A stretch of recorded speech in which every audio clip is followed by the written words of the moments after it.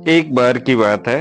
एक राजा के महल में एक राजकुमारी रहती थी। वह बेहद खूबसूरत थी, लेकिन उसके मन में हमेशा एक खालीपन सा रहता था। वह दुनिया की सारी सुख सुविधाओं के बावजूद खुश नहीं रह पाती थी।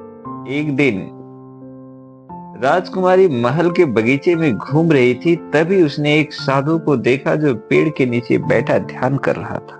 राजकुमारी ने साधु के पास जाकर पूछा, मैं बहुत अमीर हूँ, मेरे पास सब कुछ है, फिर भी मैं खुश क्यों नहीं हूँ? साधु ने मुस्कुराते हुए कहा, बेटी, खुशी किसी चीज में नहीं होती, बल्कि खुशी हमारे मन में होती है।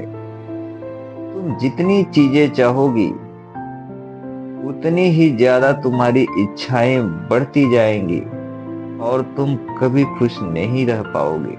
राजकुमारी ने साधु की बातों को ध्यान से सुना।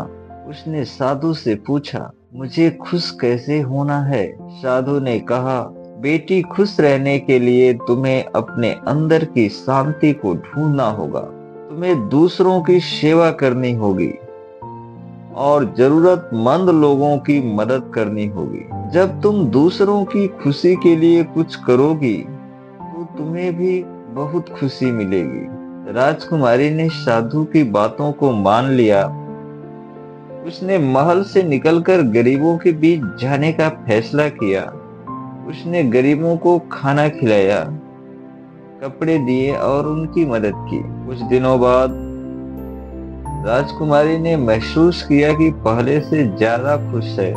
उसने अपनी जिंदगी का मकसद दूसरों की सेवा करना बना लिया। उसने महल में रहने के बजाय एक छोटा सा घर बना लिया और गरीबों के बीच रहने लगी। एक दिन राजकुमारी जंगल में घूम रही थी, तभी उसने एक घायल पक्षी को देखा।